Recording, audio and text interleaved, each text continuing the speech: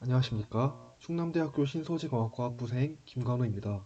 이번 발표에서는 네이처 커뮤니케이션 2024에 제재된 논문을 바탕으로 2차원 단층 측면 초격자에서의 선택적 원자층 증착에 대해서 리뷰를 진행하도록 하겠습니다. 먼저 발표 순서를 간단히 말씀드리겠습니다. 1장에서는 2D 측면 초격차 구조와 본 논문의 핵심 개념인 SAS-ALD에 대해 소개하겠습니다.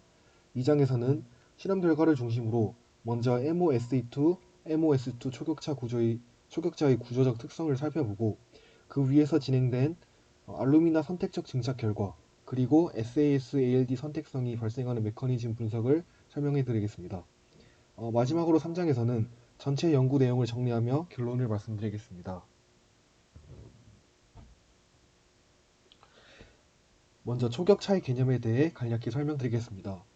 슈퍼레티스란 서로 다른 두 물질 A와 B가 주기적으로 반복된 구조를 의미합니다. 2D 소재에서 이 초격자는 대표적으로 두 가지 방식으로 나타납니다. 첫 번째는 레터럴 2D 슈퍼레티스입니다. 서로 다른 2D 물질이 한 평면 안에서 교대로 반복되는 구조로서 12D 과정에서 전구체를 순차적으로 바꾸면서 성장 조건을 제어해 만들 수가 있습니다. 즉, 한 장의 단층 안에서 조성이 주기적으로 바뀌는 구조이며 바로 이 구조가 오늘 소개하는 논문에서 핵심적으로 사용된 그런 초격차 구조입니다. 두 번째는 버티컬 2D 슈퍼레티스입니다. 이 경우에는 서로 다른 2D층이 위아래로 쌓이며 반복되는 구조로서 전형적인 반데르발스 적층 방식이 해당됩니다. 여기서 롤업 메서드로 흥미로운 구조 구현 방식이 있는데 반데르발스 이종 접합 구조를 말아서 다층이 반복된 고차원 초격차를 만드는 기술입니다. 어, 오늘 발표의 핵심은 이러한 버티컬 구조가 아니라 레터럴 2D 슈퍼레티스이며 이 구조가 이후 설명할 선택적 ALD가 일어나는 템플릿 역할을 하게 됩니다. 이제 본 논문의 핵심 개념인 SAS-ALD를 이해하기 위해 기존 방식인 CAS-ALD와 먼저 비교해 보겠습니다. 먼저 CAS-ALD입니다. 기존의 Area Selective ALD는 기판 위에 화학적으로 불활성인 배리어 물질을 리소그래피 같은 탑다운 방식으로 패터닝을 합니다. 이 장벽은 ALD 전구체의 화학 흡착과 표면 반응을 막는 역할을 하고 결과적으로 장벽이 없는 영역에서만 증착이 일어나게 됩니다. 하지만 여기에는 한계가 있습니다. 선택성의 근본 원리가 케미소프션 기반 표면 반응 차이에 의존하고 또 전구체의 피지소프션이나 분자간 상호작용 때문에 장벽 위에서도 원치 않은 증착이 발생할 수가 있습니다. 또한 패턴 해상도는 공정 자체의 물리적 한계에 묶이게 됩니다. 그런데 이와 달리 본 논문에서는 매우 흥미로운 방식을 적용을 하였습니다. 바로 장벽을 패터닝 하지 않았는데도 선택적 ALD가 일어나는 경우입니다. 이것이 바로 SAS-ALD, 즉 슈퍼레티스 자체를 템플릿으로 사용하는 방식입니다. MOS2, MOSE2 측면 초격자는 구조적으로 화학적 댕글링 본드가 없는 이너트한 표면을 갖습니다. 그래서 CAS-ALD처럼 화학 반응 차이로 선택성이 생기는 것이 아니라 전구체의 피지소프션 안정성과 표면 확산 거동 차이로 인해서 초격자의, 초격자의 특정 영역에 전구체가 더 오래 머무를 수가 있게 됩니다. 즉, CAS-ALD가 화학 반응 차이 기반 선택성이라면 SAS-ALD는 물리 흡착과 화학 동력한 기반 선택성입니다. 그리고 중요한 점은 초격자의 폭과 주기가 합성 단계에서 정밀하게 조절되기 때문에 이 구조는 울트라 하이 레솔루션 패터닝 템플릿 역할을 할 수가 있습니다. 그래서 기존 ASALD의 기존 해상도의 한계를 잠재적으로 넘을 수 있다는 그런 특징이 있습니다. 이제 본론으로 넘어가서 위 논문에서 실제로 사용된 MOSE2, MOS2 측면 초격차 구조를 보겠습니다. 이 구조는 서로 다른 두 물질 MOS2와 MOSE2가 모노레이어 내에서 가로 방향으로 번갈아 연결된 레터럴 슈퍼레티스입니다. 즉, 한 장의 2D 결정 안에서 조성이 주기적으로 바뀌는 구조입니다. 이 초격자는 11위 공정을 통해서 성장이 되었습니다. MOO3와 KCI 혼합 분말을 SiO2 기판 근처에 두고 황과 셀레늄 전구체는 전구체 역할을 하는 DES와 DMSE는 기상으로 번갈아 주입을 하였습니다. 성장 조건은 약 650도에서 700도, 30분에서 60분 약 1토르 조건으로 사용을 하였습니다. 핵심은 성장 방식입니다. 전구체를 동시에 넣는 것이 아니라 MOS2 성장, 퍼지, 그리고 MOSE2 성장, 퍼지 이 4단계를 하나의 사이클로 반복을 하였습니다. DES가 주입되는 동안 MOS2 영역이 성장하고 이후 펄지로 반응을 멈춘 뒤 DMSA를 주입하면 MOSE2 영역이 이어서 성장을 합니다. 이 과정을 반복하면서 슈퍼레티스 구조가 형성이 됩니다. 그리고 위쪽 샘 이미지를 보시면 이렇게 기상 전구체의 유량과 주입 시간을 조절함으로써 MOS2와 MOSE2 각 영역의 폭, 즉 피치를 정밀하게 조절할 수 있음을 확인할 수가 있습니다. 영역의 폭은 약 10나노 수준부터 수백 나노미터까지 제어가 가능하며 하나의 단일 플레이크 안에서도 서로 다른 피치 구조를 구현을 할 수가 있습니다. 아래 왼쪽 HAATF S10 분석에서는 MOS2와 MOSE2 영역 내부에 존재하는 결함들이 관찰됩니다. 그러나 이 결함들은 특정 위치에 주기적으로 배열된 것이 아니라 무작위로 분포하고 있습니다. 따라서 이후 나타나는 SAS-ALD 선택성은 결함 때문이 아니라 초격차 구조에서 비롯되는 물리적 특성에 기인함을 알 수가 있습니다. 가운데 UV 비스 결과에서는 MOS2, MOSE2 초격차 필름의 밴드갭이 약 1.66 일렉트로볼트로 나타나서 초격차가 2D 반도체로서의 정상적인 광학적 특성을 유지하고 있음을 보여줍니다.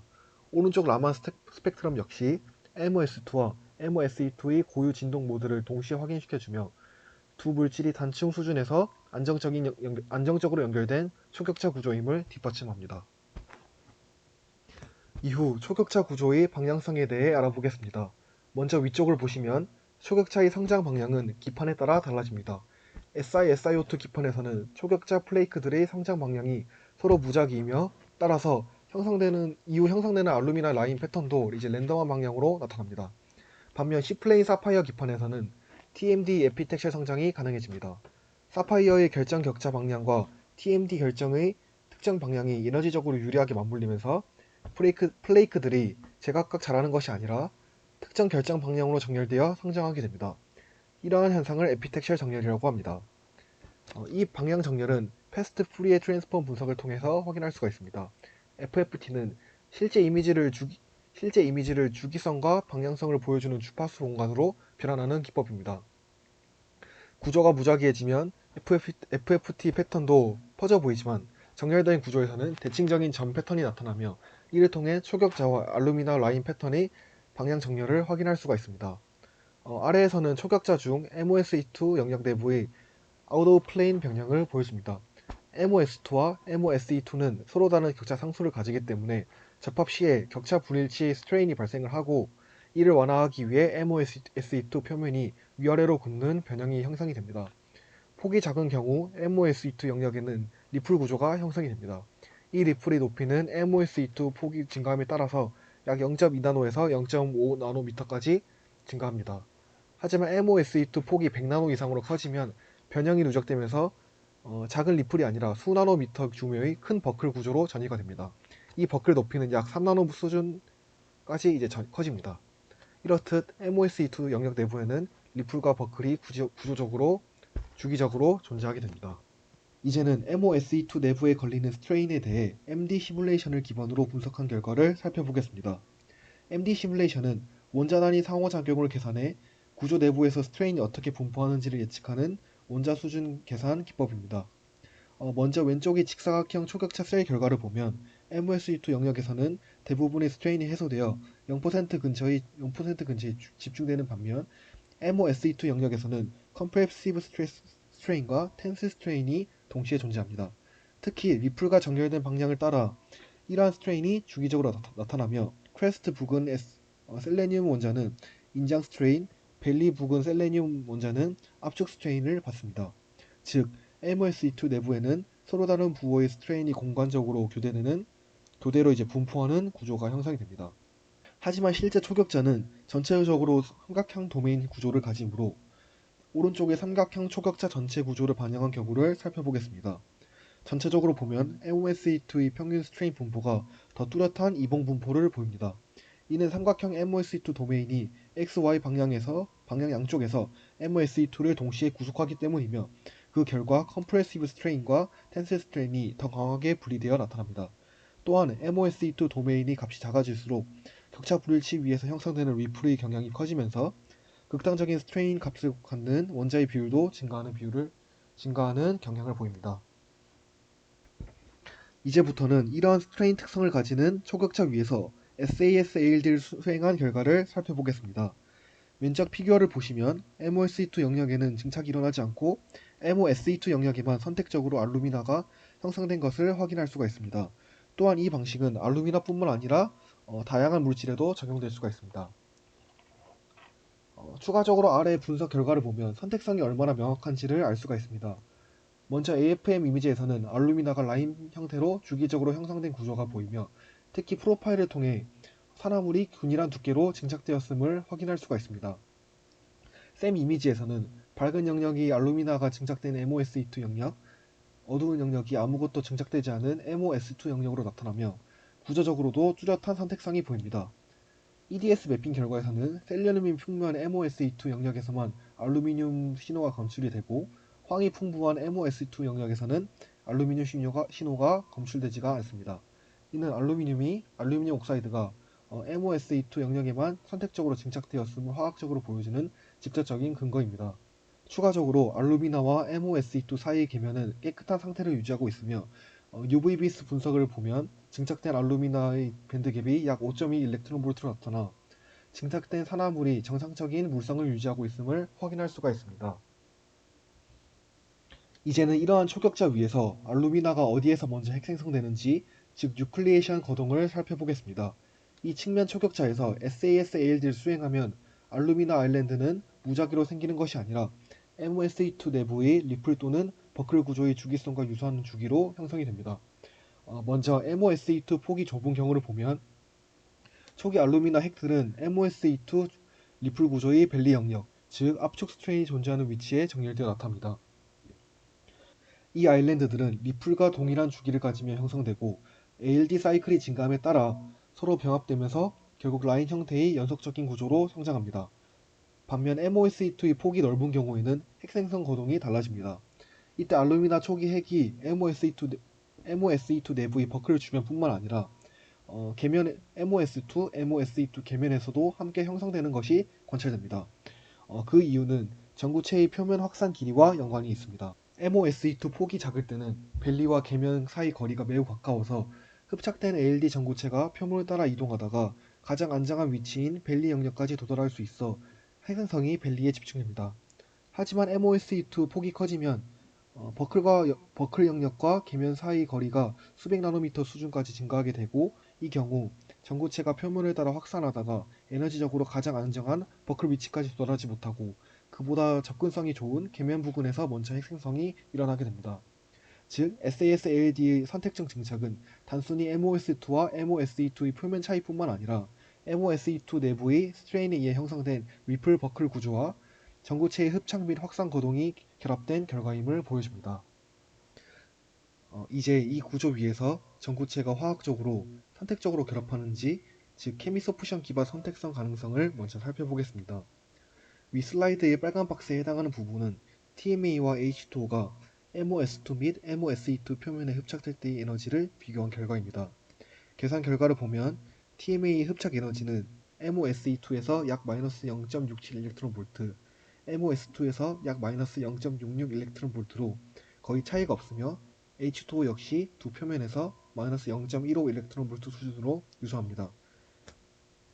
다시 말해 전구체가 MOSE2 표면에 특별히 더 강하게 화학적으로 결합한다는 근거가 나타나지 않습니다. 또한 칼코젠 00과 같은 결합 부위에서도 흡착 에너지가 크게 증가하지 않았고 무엇보다 이러한 결합은 표면에 주기적으로 배열되어 있지 않기 때문에 실험에서 관찰된 주기적인 선택 증착을 설명하기 어렵습니다. 아래 전하 밀도 차이 플롯에서도 TMA와 TMT 표면 사이의 전자 이동은 매우 작게 나타나며 인장 또는 압축 스트레인이 가해져도 케미소프션 특성이 크게 달라지지 않음을 보여줍니다. 특히 흡착 에너지가 인장 변형보다 압축 변형 영역에서 더 강하게 나타난다는 점을 고려하면 압축된 TMD 영역에서 관찰되는 더 작은 아이소 서피스는 알루미늄 칼코젠 원자 사이 화학 결합 강화 때문이 아니라는 것을 알 수 있습니다.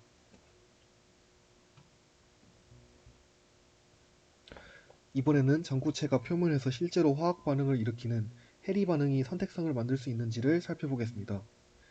위 표의 파란 박스 부분은 TMA와 H2O가 표면에서 분해되며 결합을 형성하는 해리 반응의 반응 에너지를 정리한 결과입니다. 계산값을 보면 이러한 해리 반응의 반응 에너지는 전반적으로 1일렉트론볼트 이상으로 매우 크게 나타납니다. 이는 베이스 플레인에서 전구체가 자발적으로 분해되어 반응하기에는 에너지 장벽이 너무 높아 자발적 화학 반응은 거의 일어나기 어렵다는 것을 의미합니다. 더 중요한 점은 경량입니다. 결함 주의까지 고려했을 때에도 해리 반응은 오히려 MOSE2보다 MOS2에서 더 유리하게 개선됩니다. 다시 말해 화학 반응 관점에서 보면 알루미나가 MOS2 영역에 더 잘 형성되어야 하는데 실제 실험에서는 반대로 MOSE2 영역에서 선택적 증착이 일어납니다. 즉 해리 반응 기반 메커니즘은 실제 결과와 정반대의 결과를 보입니다. 따라서 SASALD의 선택성은 표면에서의 화학적 분해 반응에 의해 결정되는 것이 아니라 앞에서 언급된 것처럼 전구체와 표면 사이 반대를 맞설 상호작용과 전구체가 표면 위를 이동하는 확산 거동에 의해 지배된다고 볼 수가 있습니다. 그렇다면 이제 이 반데르발스 기반 흡착이 스트레인과 어떻게 연결되어 있는지를 살펴보겠습니다. 왼쪽의 그래프는 MOS2와 MOSE2 표면에서 스트레인에 따른 TMA의 흡착 에너지를 계산한 결과입니다. 공통적으로 나타나는 경향은 압축 변형이 증가할수록 흡착 에너지가 더 안정화된다는 것입니다. 즉, 표면이 눌러있는 영역일수록 TMA가 더 잘 붙어 머무르게 됩니다. 특히 압축 스트레인이 집중된 MOSE2 밸리 영역에서는 TMA 흡착 에너지가 다른 영역보다 더 안정하게 개선됩니다.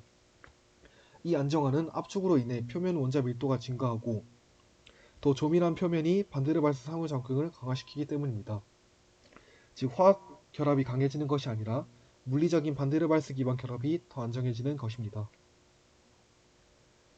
반대로 인장 스트레인이 걸린 영역에서는 표면이 상대적으로 느슨해지고 원자 밀도가 낮아지면서 반데르발스 상호작용이 약해집니다. 그 결과 흡착 에너지는 덜 안정해지고 전구체가 표면에 머무르는 시간이 짧아져서 탈착 확률이 증가하게 됩니다. 따라서 핵심은 SSALD에서 전구체는 화학적으로 어디가 더 반응성인지를 구분하는 것이 아니라 스트레인에 의해 형성된 에너지가 지형 위에서 어디가 더 안정한 흡착 자리인가를 따라 이동하고 머문다는 점입니다. 그리고 그 가장 안정한 위치가 바로 압축 스트레인이 집중된 MOSE2 밸리 영역이라는 것입니다. 지금까지 우리는 전구체가 어디에 더 안정하게 흡착되는지를 살펴봤고 그 결과 압축 스트레인이 집중된 MOSE2 밸리가 가장 안정한 흡착 자리라는 것을 살펴봤습니다. 그렇다면 이제 전구체가 그 자리에 실제로 도달할 수 있는가, 즉 확산 고동을 살펴보겠습니다. 왼쪽 그래프는 스트레인에 따른 표면 확산 장벽을 나타낸 결과입니다. 공통적으로 나타내는 경향은 압축 스트레인이 증가할수록 확산 장벽이 낮아진다는 점입니다. 다시 말해 압축된 영역에서는 전구체가 표면 위를 더 쉽게 이동할 수가 있습니다. 이제 오른쪽의 대조 실험 결과를 보겠습니다. 먼저 온도 변화 실험입니다. 높은 온도에서는 MOS2 영역에 거의 증착이 일어나지 않아 선택성이 유지됩니다. 하지만 온도를 140도, 110도로 낮추면 MOS2 영역에서도 알루미나가 형성되기 시작합니다. 이는 온도가 낮아질수록 전구체의 이동거리, 즉 확산 길이가 짧아지기 때문입니다. 많은 TMA 분자들이 MOSE2 밸리까지 도달하기 전에 MOS2 영역에 머물러 이제 핵생성을 시작하게 되고 그 결과 선택성이 무너집니다. 아래 결과는 MOS2 폭에 따른 영향입니다. MOS2 폭이 넓어질수록 선택성이 감소하는 경향이 나타납니다. 이는 MOS2 폭이 전구체가 MOSE2 밸리까지 도달하기 위해 이동해야 하는 거리와 직접적인 연관이 있기 때문입니다. 거리가 길어질수록 밸리에 도달하지 못하는 전구체가 늘어나고 MOS2 영역에서의 바람직하지 않은 증착이 증가하게 됩니다. 즉, 압축 스트레인이 집중된 MOSE2 밸리는 흡착 에너지가 가장 안전하고 그리고 탈착이 가장 억제되며 확산 장벽이 가장 낮아 전구체의 유입이 빠르고 그 결과 전구체 농도가 가장 높아지는 영역입니다. 지금까지 살펴본 SAS-ALD 선택 메커니즘을 정리해 보겠습니다.